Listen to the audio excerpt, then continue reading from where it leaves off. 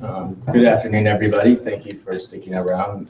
This was all a bit unplanned and spontaneous. The other day, Lester finally got back to me, and we decided this had to happen, even though it was short notice. It's something we've been planning and has been in the works for quite a few months now, with the Planned Parenthood dispute over on in Jesse Hall that's going on now. And those of you who have been following the situation closely know that Planned Parenthood had their main abortion doctor's assist role revoked from the university, and that was very contentious, and there were many protests around this time last year, or around August when that happened. So that's why it's important that we are having this discussion.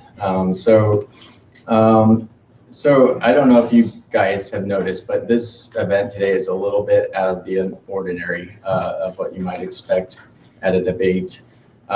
Normally, you can't get a politician who is running for elected office to agree to such a contentious debate with an audience that may or may not entirely agree with them. And we did try to get as much of an impartial audience as we could, because it was important that we had a non-lopsided debate, because this is such an important issue. All right, so earlier we passed around note cards. If you didn't get one, you can raise your hand. Note cards will allow you to submit questions to our two debaters. You can either direct them to one or one of the candidates. I think you can even direct them to both of them if you so choose. But and we'll sort those and pick the best, and we'll have about a 20-minute Q&A at the end. Okay, I'll start with introductions. Lucien Greaves is co-founder and spokesperson for the Satanic Temple, an organization of atheists and skeptics who follow their own set of tenets, quite unlike that of Judeo-Christian values, but it is for science. They do have a rigorous set of beliefs that they recommend their members follow, and I think Lucien would agree that it's close enough to a religion to qualify, and that's something that's been contended in court. Greaves' organization has opened lawsuits against both the state and the federal courts, contending that he not only abortion is not only a human right, as has been argued before, but that it's his members' religious right to have that liberty to choose whether they have an abortion, and that's caused quite a storm in the state of Missouri. And Lucien says he's an atheist, but his sincerely held beliefs are that of someone who is religious. So that is the basis for his argument. Lester Turilli is executive director of Merrimack Caverns, and Lester was the only person who was brave enough to respond to our request for a debate, and for that we thank him. Lester's entrepreneurial great grandfather, Lester Dill, created the what is now in Missouri a great attraction in Stanton, Missouri, a national destination known around the nation. His entrepreneurial great grandfather enticed people to come here by convincing farmers to put his logo on their roofs in exchange for season passes, and now it's an attraction known throughout the state. Today, Lester is continuing his great-grandfather's tradition by dotting the highways with billboards for his political campaign. I know at least some of those of you who came from Kansas City may have seen them. They're impossible to miss. And much like Lucien, Lester told me over the phone the other day that his faith forms a major part of his worldview and how he thinks of himself as a person, and he believes in the sanctity of life. Okay. So this is a very informal debate. It was put on at the last minute, but we're just as happy to have that kind of conversation.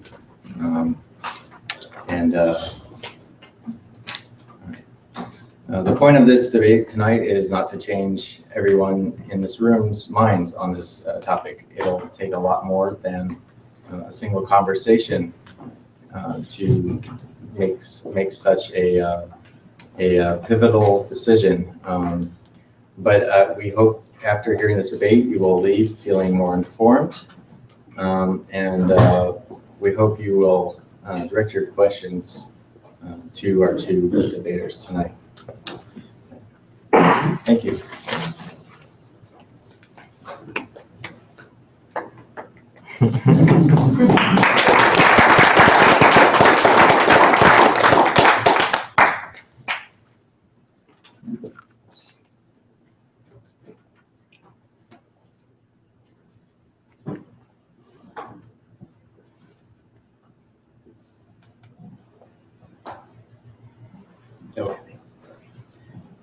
First, I would like to thank my honorable opponent, Lester Turilli, for at the last moment doing this debate.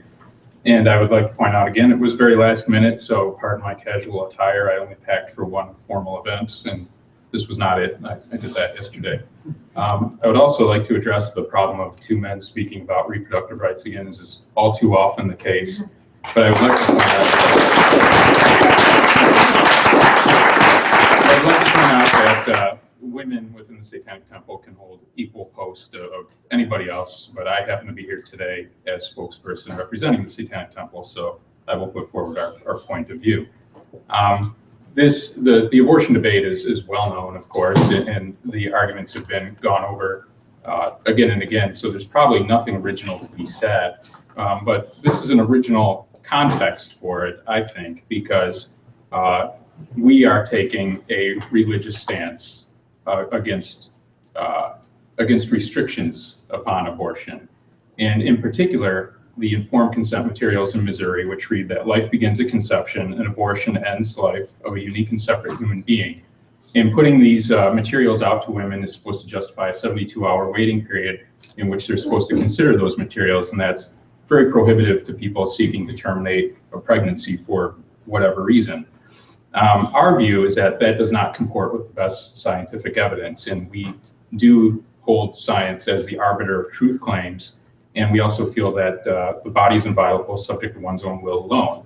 And we feel that those tenets more closely align with the freedom of choice than any biblical passages might endorse an anti-abortion point of view.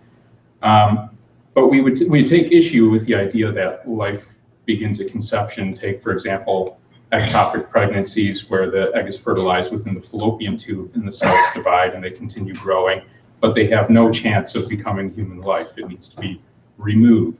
And so the idea of a unique and separate human being also is contentious in that human material doesn't necessarily make for a human being. Sure, there's a mixture of chromosomes and there's a blueprint, but there's only a blueprint insofar as you could also have twins of that same blueprint. So we're not talking individual life here. But this is a matter of philosophical debate, and as such, we feel it rightfully falls under the purview of religious opinion. So we feel that the Satanic Temple can be exempted from abortion restrictions, and we feel that the burden of proof is much higher upon politicians, like I assume Lester Turilli would be if governor, that would put a blanket ban upon abortion in general. Because then I would think we would need to elevate to the point of scientific absolute these definitions of human being. so that to the point that our religious opinion would be null and void. And I don't know if we can reach that point. And if we're not talking about something that contains cognition or a complex cerebral cortex or emotion or even the perception of pain, which I know is disputed because there's sensation within cellular life, there's not perception insofar as there's no cerebral cortex and the like, then are we talking about something that is ensouled? And I think that's usually the religious argument. And there again, we have contentious religious debate. I don't think Lester Turilli and I will come to an agreement on whether there is or is not a soul.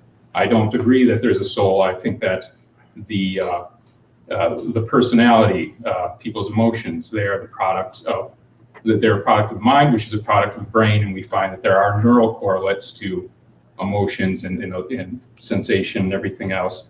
And we don't feel that there's anything outside of that, and there's no scientific evidence to state otherwise.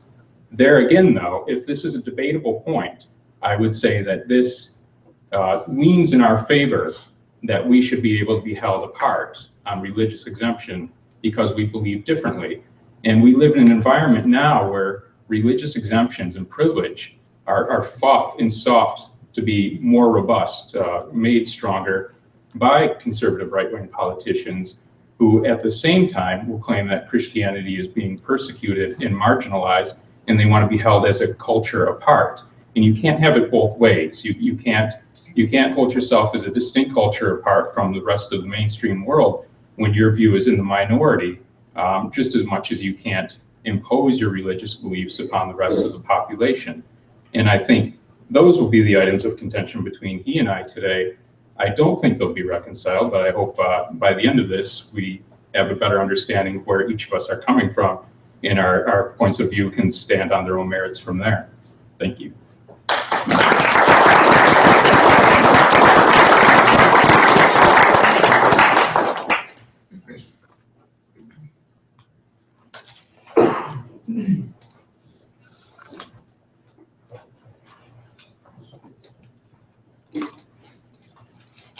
My name is Lester Turilli, and to give you a little background on my belief system, I always thought myself to be a good person.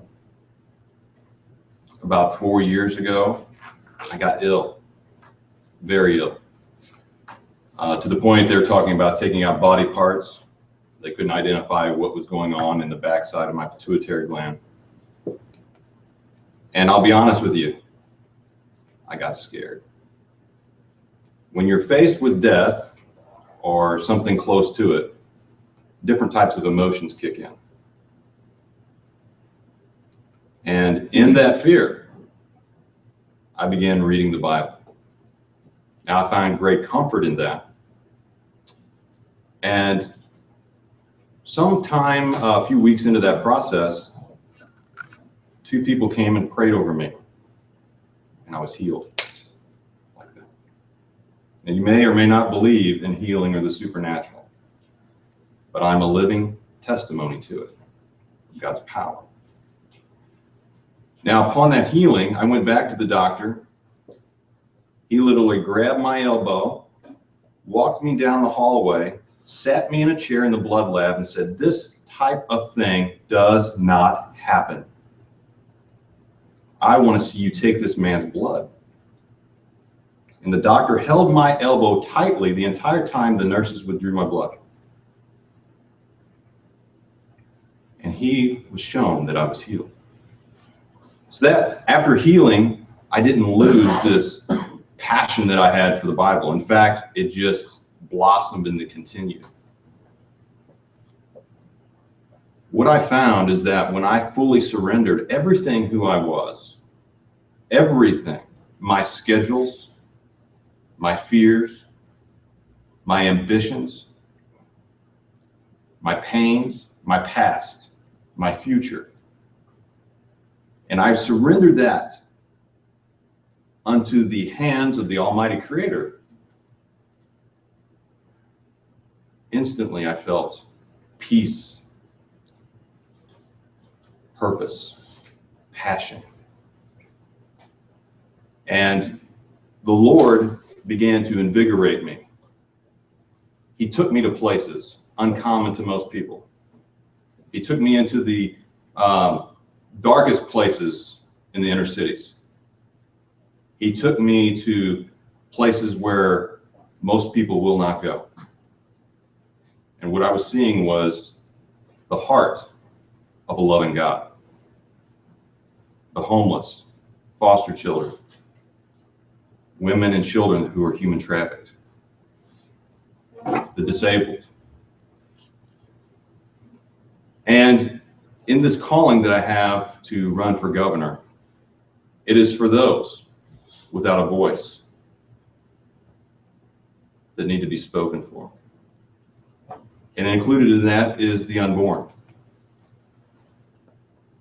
So I stand before you today as a man who loves God, who found not a religion, but a powerful relationship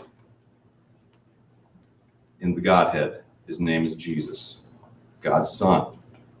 And when he gave me this new life, this rebirth, so to speak, things looked different. I would have never taken something like this on short notice. I would have never come here probably. And my ambitions would have been to fight. But I come to you today to love and to share the love of an almighty creator, to share my love with you. Because see, when I got rebirthed spiritually, my ambition, my purpose is to serve and love a God of creation and to love and to serve people. Now, I know some of you have hurts and pasts that are unspeakable, that are hurtful, that are deep. If you leave with nothing else today, I want you to leave with this. There's a God who loves you and deeply cares about you. See, I have a passion for the unborn. And part of the reason I do is because I haven't always been on this side of the fence. In fact, throughout my college career, I was pro-choice. And I encouraged the thought of an abortion or the discard of a human life. But what changed my view on abortion was when I heard the heartbeat of my child in a womb.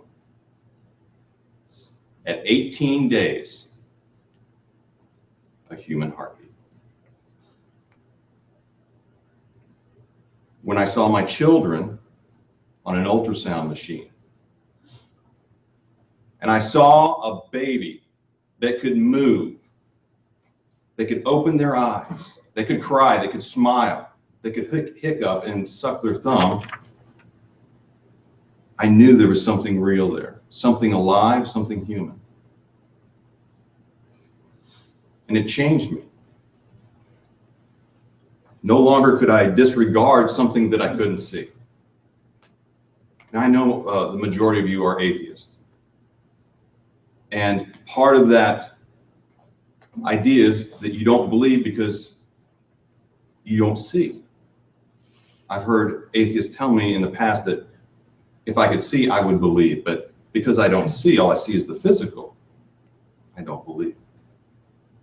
It wasn't until I believed in God, then I began to see. And that's what changed my life. Thank you.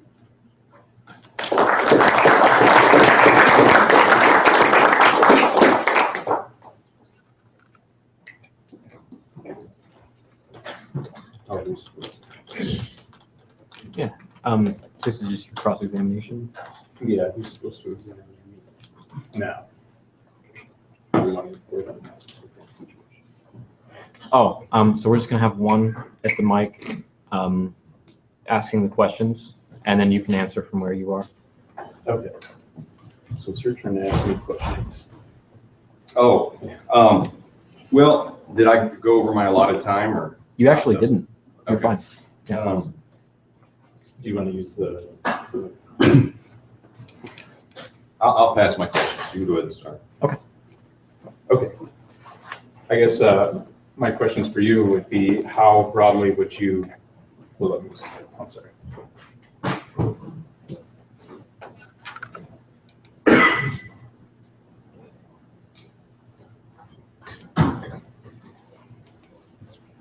That you tell a personal story of your relationship with your deity, and many religions have mutually exclusive claims about different deities and different perspectives and that kind of thing. And that's fine, and everybody can have their perspective and have their personal claims and that kind of thing. The real question is to what extent do you feel the governor's office allows you to broadly apply these perspectives that are derived from biblical views onto the rest of the population, some of which may not be Christian, or some of which may even be satanic, or some other. And it gets into very, very touchy territory.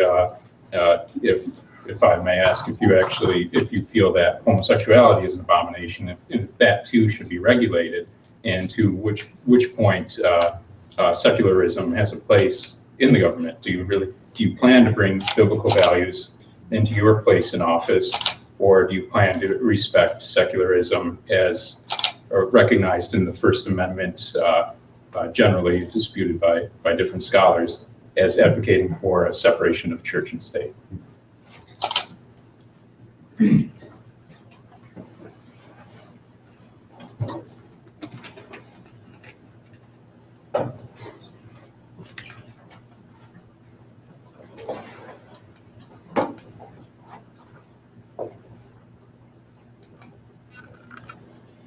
Well, as I shared my faith with you, you can tell that it's part of me. I cannot remove my faith from who I am. But my relationship with my God, my Jesus, allows me to love people. And this country was founded on the U.S. Constitution. And how well do you know the U.S. Constitution? But it was based on biblical principles. Many things were from the Bible. The Declaration of Independence states that we are endowed by our Creator, by our God, with certain rights, the first of which is the right to life. So as governor, I would protect life. Part of the reason that I do this, and I'll say it on a non-religious or biblical point of view, is that we have to determine what's inside of the womb. As I've discussed, what changed my perspective was not something actually biblical, was something that I visualized and saw with my eyes and heard with my ears. When life begins, every embryology textbook in the United States will tell you that life begins at conception. That is not a religious statement. That's not a philosophical statement. That is a scientific fact. When the egg becomes fertilized by the sperm, life begins. 12 hours into that process, DNA is formed, a unique DNA. The DNA that separates each of us from one another. There is an identity within the womb. So, yes, I would bring my character and my values to the office. My intentions are not to hurt or to wound, especially in the issue of abortion. I've known women that have walked that route. That is not an easy decision. There are circumstances surrounding that decision that are extremely personal. So as governor, I would come alongside women to help them, educate them, and love them.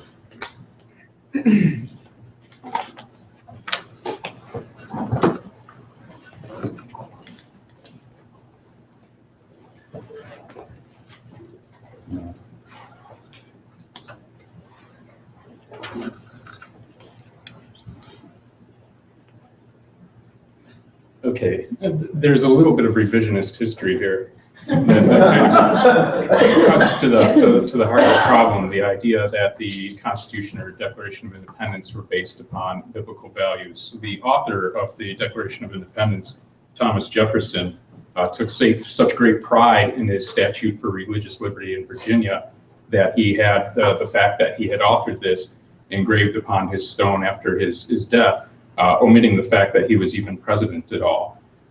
In that, he explicated in his biography what he hoped to uphold was that religious liberty was of equal value to the Jew, the Mahometan, the Hindu, and even infidel of any denomination.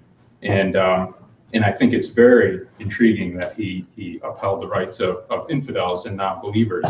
The premise there, I believe, is that it's religious opinion that is upheld as a virtue, and we were founded on very explicitly secular values, and I think that is though I would think it was unquestionable. It's hardly only Lester Turilli that questions that. This is a very contentious debate, and that could be a whole other debate, and it's taken up hours of YouTube time already. But as for embryology textbooks explicitly stating that life begins at conception, there again we have those contentious issues of ectopic pregnancies and other chimeras dividing and then reabsorbing into each other, and questions of course, when they become ensouled, in much more explicit questions that I'm sure we could get deeper into as we go along. But there again, I feel if we're talking about an individual consciousness with perception and those kinds of things, we still do need a complex cerebral cortex, which only takes place sometime after the 20-week period. And at that point, and on those points, I'm sure we will have no resolution. But I think as I said, I think the fact that there is such debate at all only weighs in favor of our point of view that our religious opinion should be protected by U.S. constitutional values. Thank you.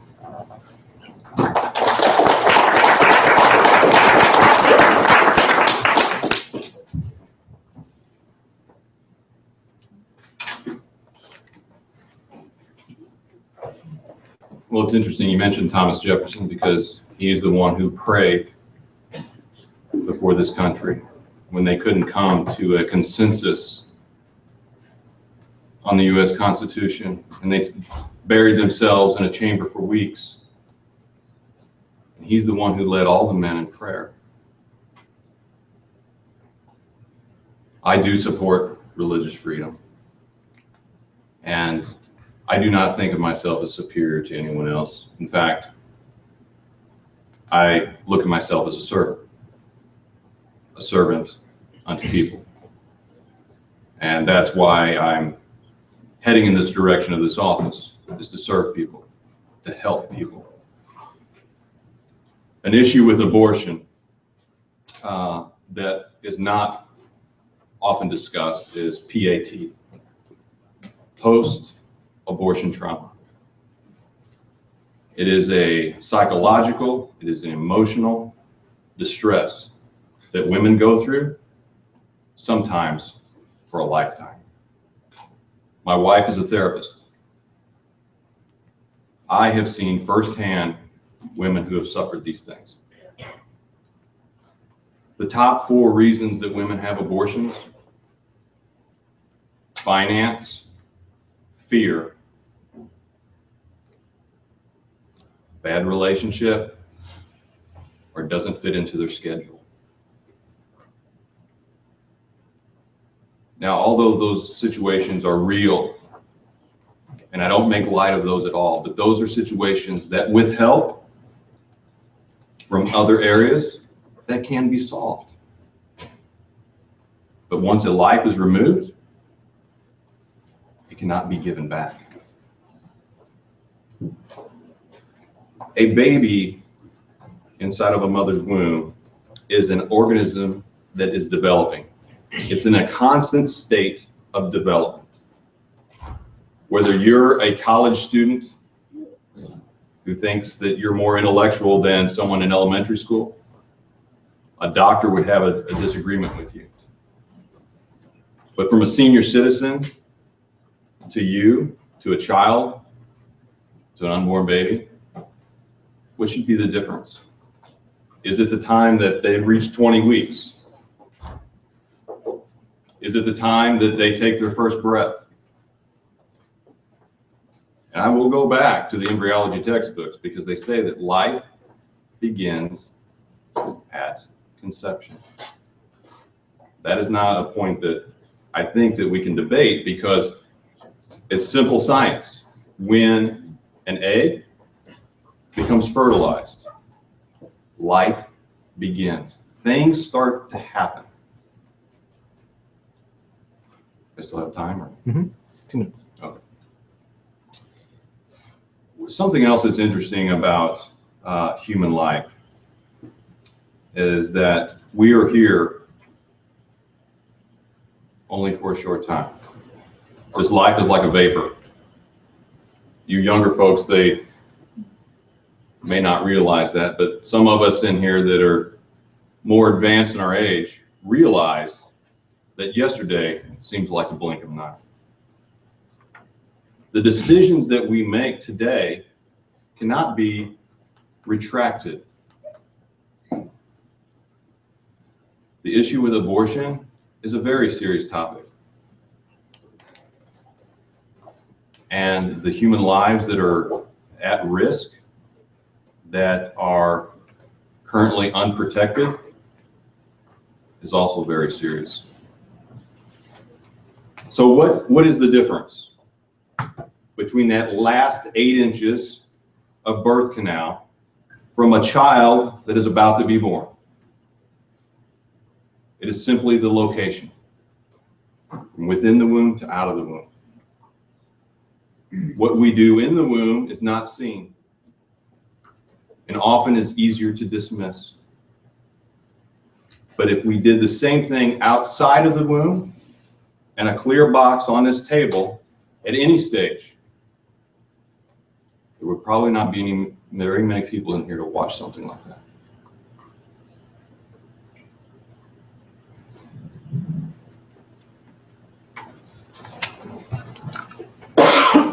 Okay, so at this time, we're going to take 2 or 3 minutes to collect questions from the crowd. So go ahead and pass any index cards you have filled out with questions to the outside of your row, and we'll be moving down the sides.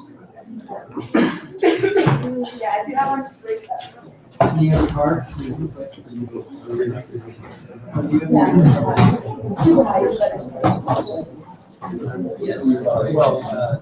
get it. Yeah.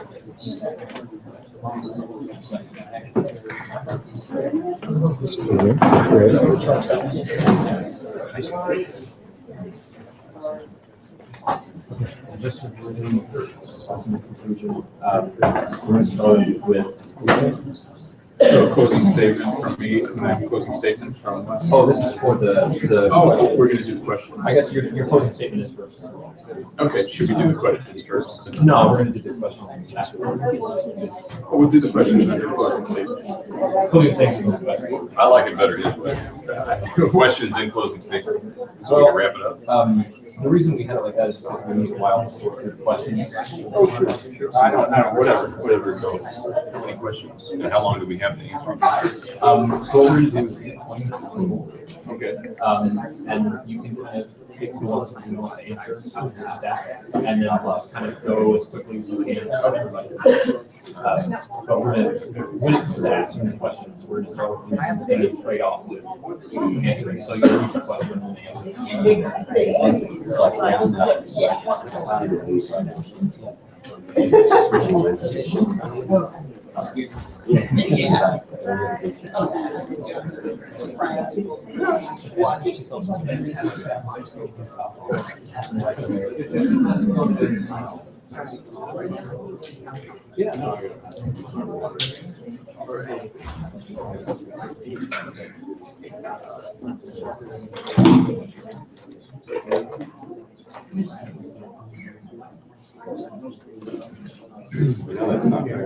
No. I didn't make it up. Does anyone still write questions? Yeah. Then here you go. Here, let me get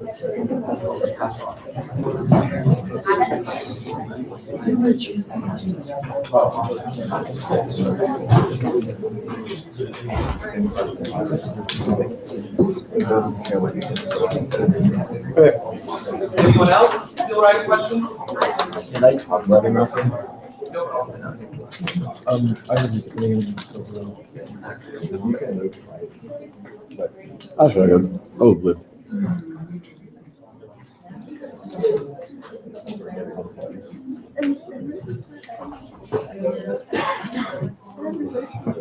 I mean, it's me not to say yours. Sorry. It's been a crazy day. Right, come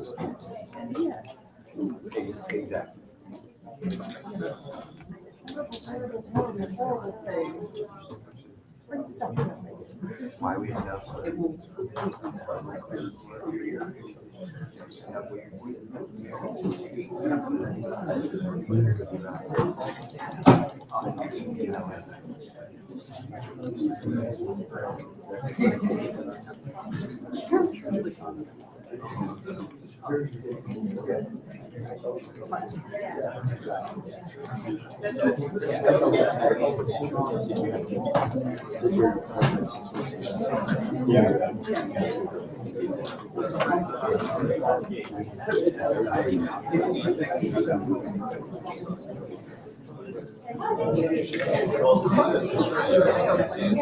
Okay, so are there any remaining questions? Are there any remaining questions? Okay. What's it all about? Okay.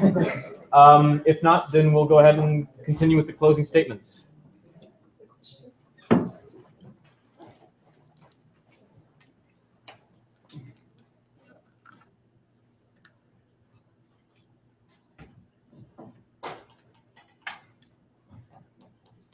I'll admit I'm not up to date on the research, alleged research on post-abortion trauma, but I also have a suspicion that it's a very culturally induced condition, and that the prohibitions against abortion, some of the religious restrictions, are what would cause it more than anything else.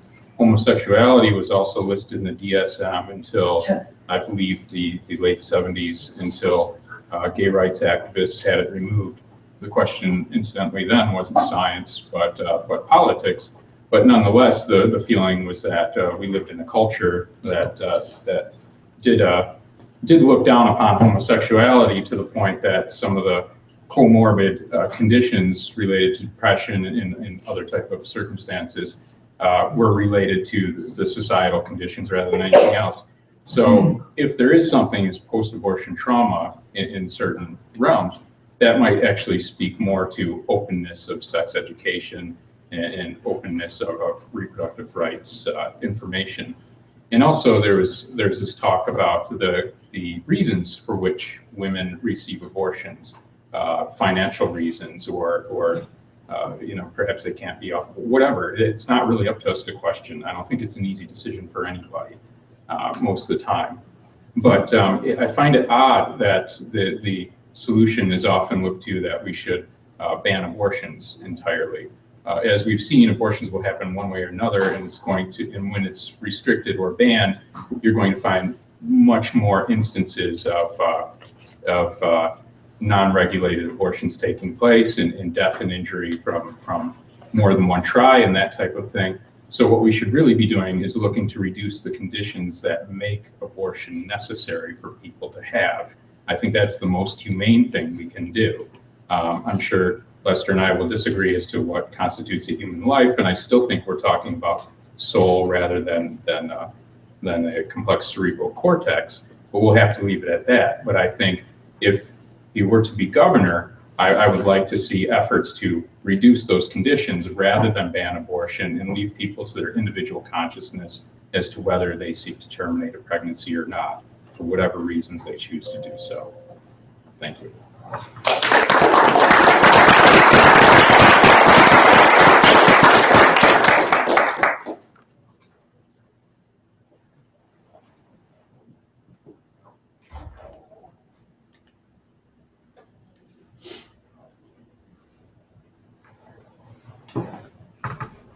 I want you to picture a sled in your head. Now I want you to picture a track athlete. What do you see? You see someone pulling something strapped to a harness with a lead rope, heavy weights on that harness, on that sled. It makes them go slower, builds endurance, makes them stronger. What athletes don't like to pull is heavy weight because it's hard, it's cumbersome, it's a load. And when they are released from that, they run free, they run fast, they run strong.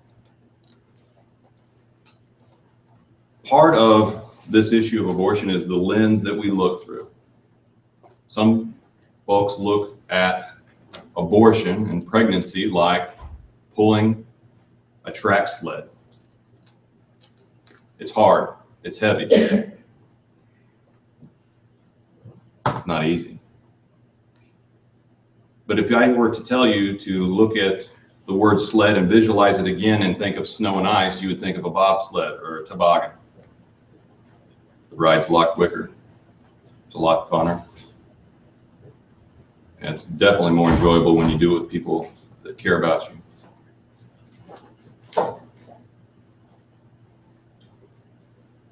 In my learning process through my walk with the Lord, he says, before I formed you, I knew you. Each of you has a purpose.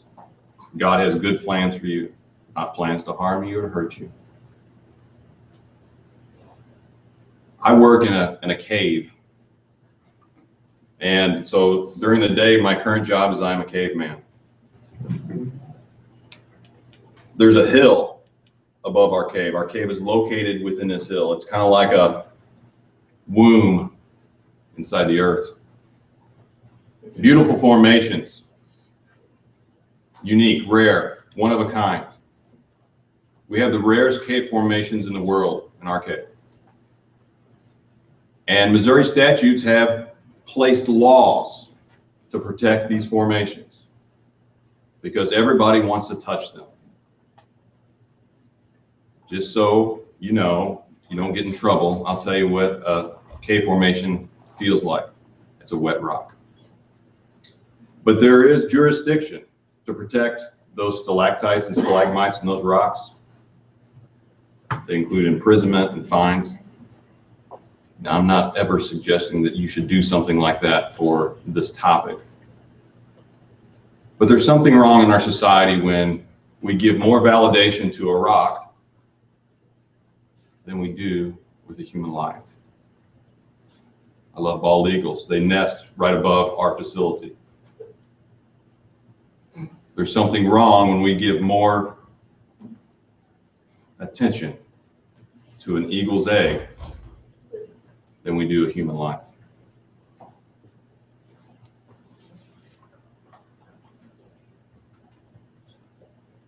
I want to tell you something, Doug.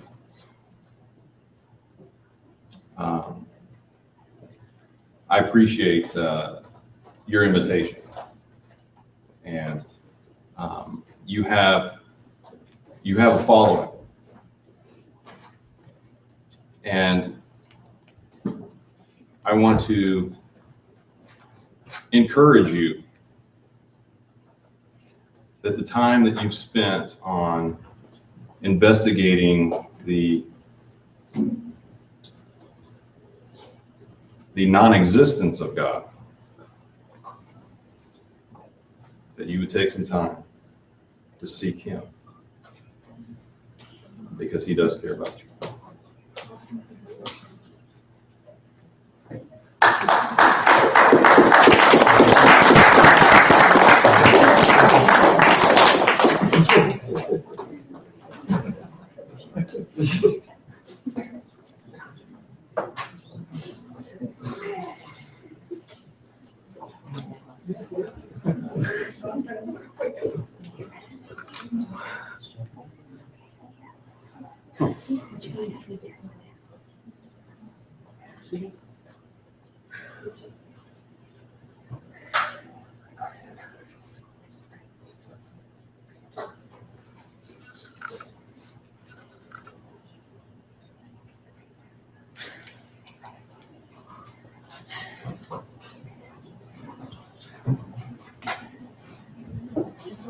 You can start whenever you're ready. Yeah, each of them will have 2 questions.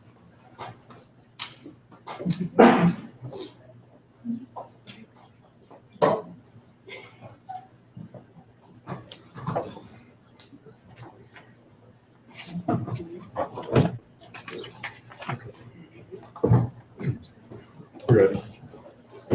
Okay, I've got the question here. It says, are you certain that abortion isn't murder, or are you just in doubt? If certain, please explain how and why in legal scientific terms. If you are in doubt, shouldn't you err on the side of not murdering babies? Now, of course, obviously, I don't believe abortion is murder, and I appreciate the fact that whoever wrote this question at least gave me the benefit of the doubt on that, because some of the religious news sites have written that the Satanic Temple views abortion as a sacrament, which simply isn't true. We're talking about the freedom of choice and bodily autonomy. We don't think that abortion is murder because we don't assign personhood to something without the ability to perceive the complex cerebral cortex that I talked about. The blueprint of a person that is there before 20 weeks of age that we feel is tissue belonging to the woman. It's non-viable. It can't live outside the woman's body. And the woman's right, we feel, to health and to make decisions about her own health outweigh the value of that cluster of cells or fetus when it has none of those individual characteristics. In fact, the chances of a woman dying because she takes she takes her pregnancy to full term are 20 times more likely than if she gets an abortion within the first trimester. And after that, she's 10 times more likely to die due to complications or whatever else due to pregnancy. Pregnancy isn't to be taken lightly, and it's a serious health decision. And I don't think the decision to get an abortion is usually taken lightly either. There's a lot of considerations to take in place, and I feel that far from advocating for murder with advocating for access to abortions, we're advocating the opposite. We're advocating for the health and continuation of many women who would suffer otherwise.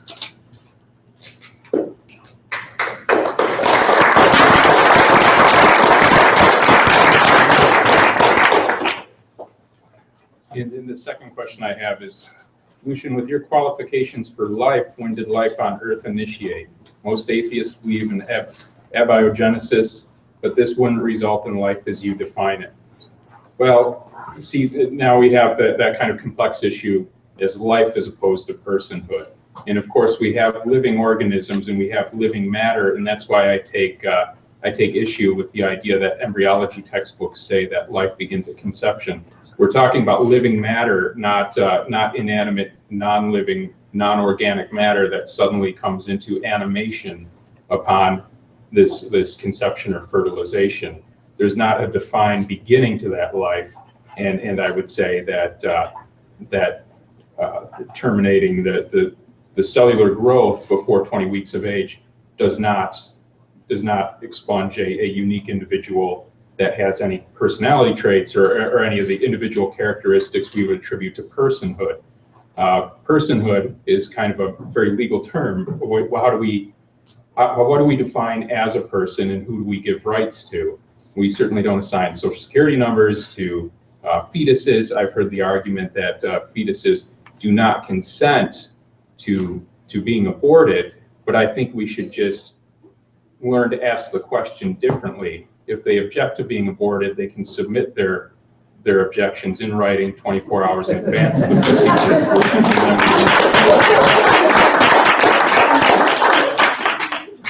Thank you.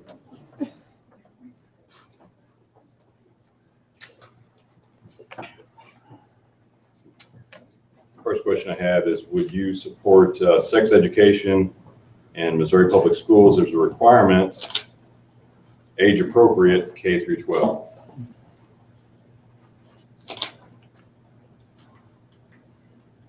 I guess it depends on what your definition is of comprehensive. I do think, and I do believe, that children are more accountable at a younger age today than they were in my generation. I do believe that they are exposed to far more indecent material via the internet than even you are today. So I do support education, sex education in the public school systems. Uniquely though, in schools, I also believe I'm not a top-down approach guy when it comes to education. It hasn't worked in Missouri thus far. It hasn't worked in our country. Our country continues to lag behind in education. Missouri ranks towards the lower half in the United States. Our teachers are at the bottom of the pay scale. I believe in allowing local school systems to develop what works best for them, and then implementing that in other areas that are deficient. So many women are having abortions when they are carrying a child with a disability.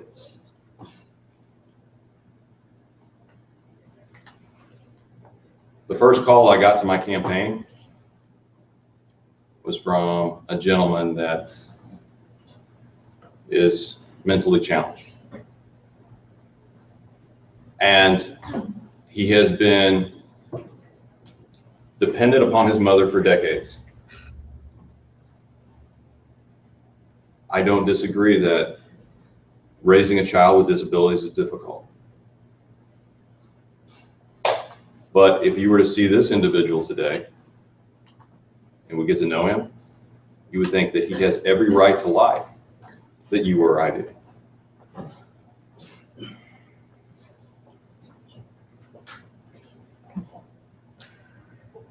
All right, that was the final question. Yeah. All right, thank you guys so much. And with that, we conclude SaskatchewanCon 2016. So thank you everyone for coming.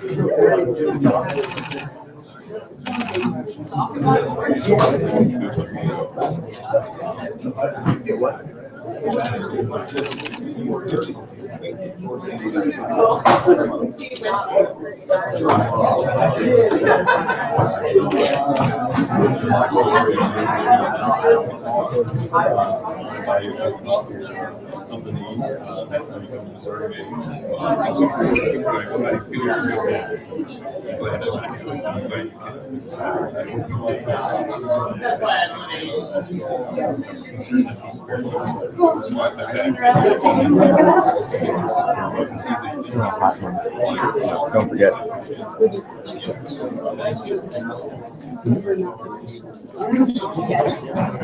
think we just have my headphones. I think that's the only thing that we ended up using.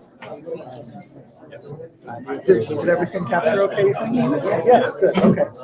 I think the question towards the end, just like the responses, they didn't have the mic. That mic. Yeah, I noticed that. Yeah, but you know, we'll see what happens. Yeah, I mean, with that you should be fine. Yeah, and then that was it.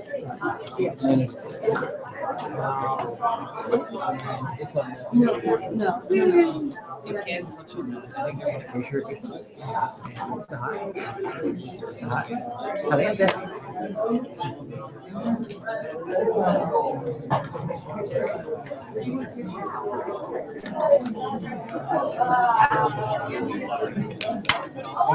Hey, Dusty, let me see your phone to take a picture of you.